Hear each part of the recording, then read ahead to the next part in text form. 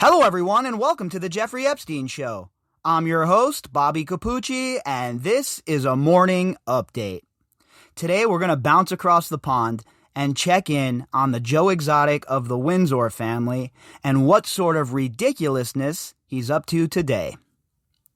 Prince Andrew has lived his life without giving one good damn about anybody else ever.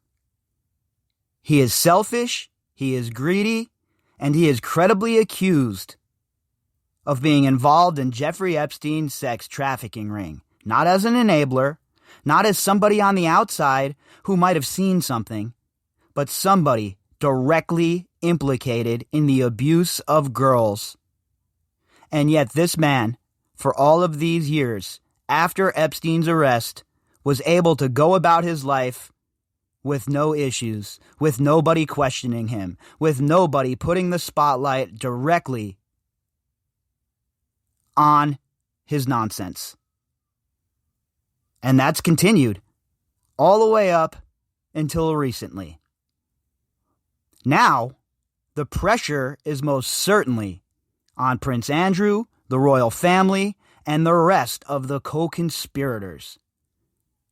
But that does not mean that it's time to just relax. That does not mean it's time to stop pushing the envelope, because the only way justice is ever going to be rendered in this case is if you, the public, demand it, because they will not do it on their own. We know they like to protect each other. We know that the people that run in that so-called rarefied air love to circle the wagons and protect each other. So unless we demand it, and unless we're forceful about it, these people will do their best to make sure none of this ever sees the light of day. And as far as the Joe Exotic of the Windsor family goes, he even had real close friends of his telling him he needs to burn that relationship with Epstein and not be involved with him. Prince Andrew is so full of hubris, such a narcissist, that even when his good friends warned him of the pitfalls, he continued to go and hang out with Jeffrey Epstein. That's because they're fellow travelers, folks. And Prince Andrew, in my opinion, believed that the way Jeffrey Epstein and Ghislaine Maxwell were living their lives was an okay way to live. He condoned it, in my opinion. That's the only reasonable answer at this point, considering how much time he spent with Epstein and Maxwell. The article we have today is going to get into the situation where one of Joe Exotic of the Windsor family's friends tried to tell him to stop hanging out with Epstein. And, as usual, Prince Andrew believes that he knew better. Well, how is that working out for him now? This article we have today is from The Sun. The headline, Prince's Pedo Pal. Prince Andrew blasted pal as a Puritan when advised to sever to all ties with Jeffrey Epstein after the pedophile's conviction. And, that's pretty good advice, right? If, I had a friend who was friends with a pedophile, I would probably try and advise them to stay away from that person. And if they continued to hang out with them, well, then their character would become questionable in my mind as well. Because at the end of the day, what are you doing hanging out with a convicted sex offender? A mutual friend of both Andrew and Epstein revealed the prince refused to cut ties and told the source to leave him alone. Yeah, again, in his great wisdom and all of his disgusting arrogance, remember, Prince Andrew knows better than everybody else. I mean, just take a look at how well he conducted himself in that interview with Emily Maitlis. I mean, that was just an incredible performance by Joe Exotic of the Windsor family, right? He convinced all of you out there that he had nothing to do with this. I mean, like he said, he really put a line under it that night, didn't he?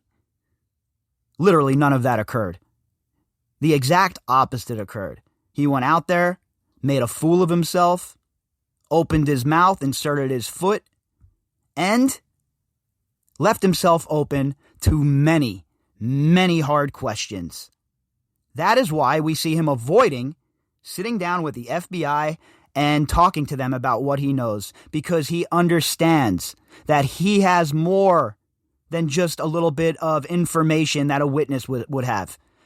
He has intricate knowledge. He knows what happened behind the scenes. And, again, he took part in the abuse. Andrew, 60, was infamously pictured with the millionaire hedge fund manager, pedophile, 66, in 2011 in New York, after Epstein had been jailed for having sex with a minor. And this was the trip where he flew over to America because it was the honorable thing to do to come over here and break up with his good buddy Jeffrey Epstein. The honorable thing to do, folks. This is the sort of person we're dealing with. Can you imagine thinking it's the honorable thing to do to fly to America to break up with your sex offender buddy? Oh, and did I mention, while you're there for the quote-unquote breakup, you stay at his house? This guy has the whole world open to him, meaning the Joe Exotic of the Windsor family. He could stay at any hotel he wants. You name it, they would have made room for him. But he chose to stay with Jeffrey Epstein. He chose to stay with a convicted sex offender. A mutual friend of both men told Vanity Fair that the prince refused to cut ties with a multimillionaire pedophile after his conviction. The unnamed source said that after Jeffrey was convicted, I phoned Andrew and told him you cannot have a relationship with Jeffrey. Well, you would think that if you have a friend who is a good friend and he's looking out for you, that's what he would do, right? I know that I would try and step in if it was one of my friends and ask them what in the hell they were doing. Perhaps give them a good shake of the head, or maybe even take them to the gym, put them in the cage, and do work on them for 15 minutes to try and knock some sense into them. Anything to keep them from hanging out with somebody like Jeffrey Epstein, because if you voluntarily choose to hang out with somebody like Jeffrey Epstein, when you know what he was about, what he was involved in, what he has done, then you, my friend, have no defense for your behavior. You willingly chose to be around a sick, disgusting child abuser. You can't do these things. And he said, stop giving me a hard time. You're such a Puritan. Yeah, because you need to be a Puritan to not want to hang out with sex offenders or child abusers. Look, I can promise you, I am the furthest thing from a Puritan, okay? I am a live and let live kind of dude. I have always been that way. I do not concern myself with what other people do in their lives, as long as whatever they're doing is between consenting adults. You want to do drugs, you want to party, you want to live your life like a wild person. It's not for me to criticize. As long as you handle your business, you do what you have to do every day. You get up, go to work, feed your family, feed yourself. I don't care what you do. I have two rules in life. One, I don't want to pay for it. And two, leave me alone. And as long as those two rules are followed, you will never get anything in the way of yapping out of me. But when it comes to a situation like this, you better believe I would be all over my friend if they were going to hang out with a convicted pedophile. And in fact, if they went through with it, that would be the last time I would call that person a friend. They said that Andrew began shouting at him, insisting he intended to stay loyal to his pedophile pal. The source added, from there, our conversations descended into a screaming match. And finally, Andrew said, leave me alone. Jeffrey's my friend. And again, if we were talking about anybody else, I would think that this is just all about the blackmail. That's why he's so loyal. But I think that while that might play a little bit of a role in this, I truly think that Andrew thought that Ghislaine and Jeffrey Epstein were his closest friends, his besties, people that would never, ever turn on him or burn him. And in return, he would stay loyal to them because he understands that if he didn't, well, very possibly, they would drop the dirt on him. But I think it was more of an Andrew and him thinking that he was truly part of the Ghislaine Maxwell, Jeffrey Epstein nexus. Being loyal to your friends is a virtue, and I'm going to be loyal to him.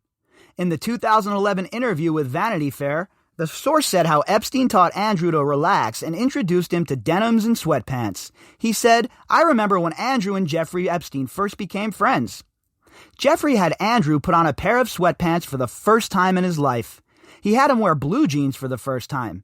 It was Jeffrey who taught Andrew how to relax." This doesn't sound like people who aren't very close, huh? Doesn't sound like people who didn't know too much about what was going on. So for the few Andrew protectors out there, the stalwart Andrew defenders, guys, come on. How can you possibly think that this man isn't as guilty as sin? With everything that we know, just the circumstantial evidence, how can you not come to the conclusion that this man was involved? Sick Epstein was arrested last July on sex trafficking charges and the sexual abuse of young women and girls. But before Epstein could be trialed for his alleged crimes, he took his own life, allegedly, at Metropolitan Correctional Center in Manhattan in August last year.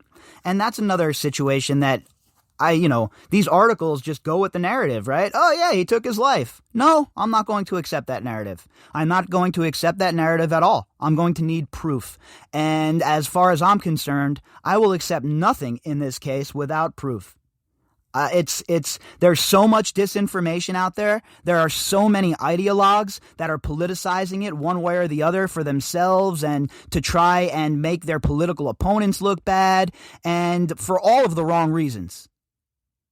The sole reason that anybody should be involved in this case or discussing this case is to bring justice to those who were affected. All of that other shit is straight up garbage. It was 2 weeks after he was placed on suicide watch after he was found nearly unconscious in his cell with injuries to his neck. Juan Alessi, Epstein's ex-maintenance worker and butler, claimed he saw the royal attend naked pool parties in 2009 and saw him being given massages from young women during his time at Epstein's Palm Beach residence. 100%. Multiple people have come out and said it, and in fact, I've spoken with sources myself that confirmed that he was most assuredly at Zorro Ranch. So the whole "I never got any kind of massages, I don't know what Jeffrey Epstein was up to," all of that is BS. Everybody knows it. The Joe Exotic of the Windsor family knows it too. That is why he still refuses to do the honorable thing and speak to authorities. This is something the prince denies and said he was not aware of any such pool parties. A Buckingham Palace spokesperson said, "This relates to proceedings in the United States, to which the Duke of York is not a party. Any suggestion of impropriety with underage minors is categorically untrue. It is emphatically denied that the Duke of York had any form of sexual contact or relationship with Virginia Roberts. Any claim to the contrary is false and without foundation." Yeah, I guess we'll see about that, huh? We all know about your canned statements. You offer nothing there. What do you offer as proof besides your word? And we know the word of the so-called elite means little and less to us small people. Or as we would be called in a George R.R. Martin book, the small folk. That's exactly how they picture us. We are the small folk. We don't mean anything to them. We're the shoeless, dirty-footed small folk.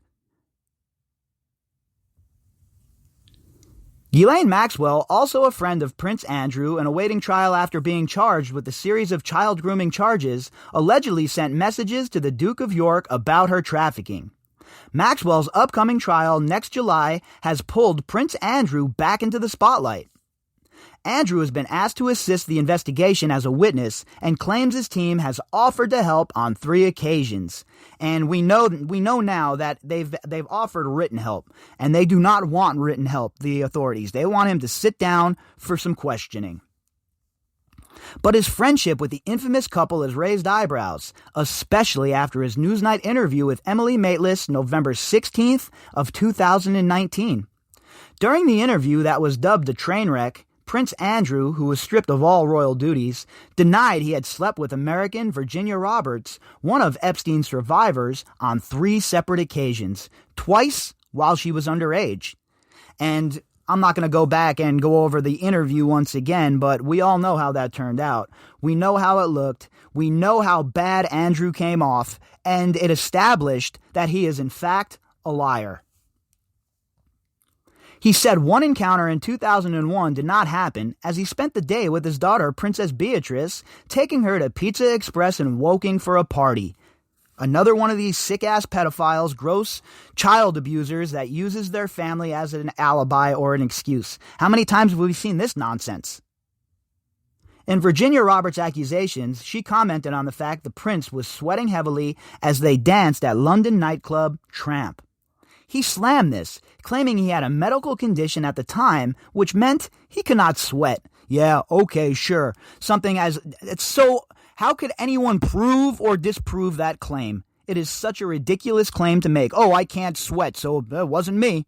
Okay, sure. That's it. We're packing it all up now. The investigation's over. Everybody's going home. Prince Andrew, go ahead. Enjoy your life again. Prince Andrew twice stated his relationship with Jeffrey Epstein had provided seriously beneficial outcomes, giving him the opportunity to meet people and prepare for a future role as a trade envoy. And again, that's what it was all about with these people. I don't know how many times I have to say it. It's about consolidation of power and making sure you're in a position to wield that power. Prince Andrew and the rest of them, they're all the same. These so-called elites, these so-called members of polite society. He cast doubt on the authenticity of a picture that appears to show Andrew with his arm around the waist of Miss Roberts when she was a teenager. The royal said, "From the investigations that we've done, you can't prove whether or not that photograph is faked or not because it is a photograph of a photograph of a photograph. So it's very difficult to be able to prove it, but I don't remember that photograph ever being taken." Well, I got bad news for you, buddy. The original photograph has been seen and studied by experts, and I know this is going to come as a huge surprise to everybody, okay? Are you ready? But Prince Andrew is lying again. So it's very difficult to be able to prove it, but I don't remember that photograph ever being taken. He denied knowing Roberts and claims to have no memory of the night they were supposedly together at Tramp. During the interview, he expressed regret over his trip to New York in 2010, which he claims was to tell him in person that their friendship was over. Imagine that, huh? Imagine flying across the Atlantic Ocean to go tell a convicted pedophile that you didn't want to be friends with him anymore. You're the Prince of England, bro. How about you just ghost him and forget he ever existed? But you couldn't do that, huh? Because you were way too close to it. You were way too deep. This was after Epstein had been released from an 18-month prison term for prostituting children. But Mateless highlighted how he spent a number of days with him at his home, and how he was guest of honor at a dinner party that reportedly celebrated Epstein's release. Prince Andrew has stayed out of the public eye, including at his own daughter's wedding. The father of the bride was left out of Prince Beatrice's wedding photos on July 17th. Well, yeah, if you were his daughter, you really think you want that nonsense coming down on you? Oh, yeah, let me go get my pedophile dad and put him in these pictures, and let's let the media have a field day with that. U.S. papers recently alleged that the Duke of York touched a woman while she was sitting on his lap as she played with a spitting image puppet of him. Courtney Love alleged Prince Andrew once tried to seduce her, amid claims that they were introduced through pedophile Jeffrey Epstein. The royal turned up at the star's house at 1 a.m. looking for sex shortly after being introduced to the disgraced financier.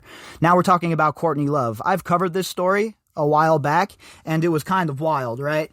But it's not one of those things where I'm like, oh, this couldn't have happened, because we know all of these rich people were sick, and we know all of these people that were hanging out with Epstein would love to hang out with a prince. While they did not sleep together, Courtney, widow of Nirvana rocker Kurt Cobain, has told friends Andrew was very flirtatious. Prince Andrew is claimed to have first met Epstein in 1999 after being introduced to him by Maxwell, who he knew from her time in the UK. Andrew strongly denies any allegations against him and said he had no knowledge of any wrongdoing while friends with Maxwell and Epstein. That is such a bold-faced lie. This guy is such a liar, in my opinion. Everything he talks about, everything he says as in regards to this case is just straight up BS. I mean, you would think that if you were the Prince of England, that you would be a little bit more honorable, huh? Have a little bit more pride. But instead, he just goes about being an absolute scumbag all the time. It has been revealed recently in court documents that Ghislaine Maxwell sent secret messages to Prince Andrew about furnishing him with young women. One page of the document detailed alleged correspondence between Maxwell and Prince Andrew. Miss Roberts claimed she was trafficked to the royal by Maxwell. And we know in 2015, Prince Andrew sent an email to Ghislaine Maxwell asking questions about Virginia Roberts. Why would he do that if he doesn't know her? Why would he call her by her name? Why would he act so familiar? Maxwell is currently being held at Metropolitan Detention Center in Brooklyn, New York, as she awaits her July 2021 trial. She moved houses up to 36 times in the past year before the FBI finally pinned down her location a week before her arrest in July. After placing her in handcuffs, FBI agents crowed that her arrest was sweeter than that of notorious U.S. gangster James Whitey Bulger, an insider on the bust said. Well, I can agree with that. Her getting arrested was fantastic. One of the greatest things to wake up to in quite some time for me.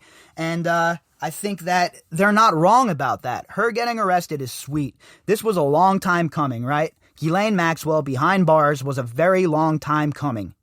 But it doesn't end there, folks. All of these co-conspirators, all of these people that helped Jeffrey Epstein and Ghislaine Maxwell groom, abuse, and procure these girls, they all must face the same fate. If you'd like to contact me, you can do that at bobbycapucci@protonmail.com. That's BOBBYCAPUCCI@protonmail.com. You can also find me on Twitter at BOBBY_CAPUCCI. The links that go with this episode can be found in the description box, as well as the link for the GoFundMe account. All right, everybody, we'll be back later on, and we'll do it all over again.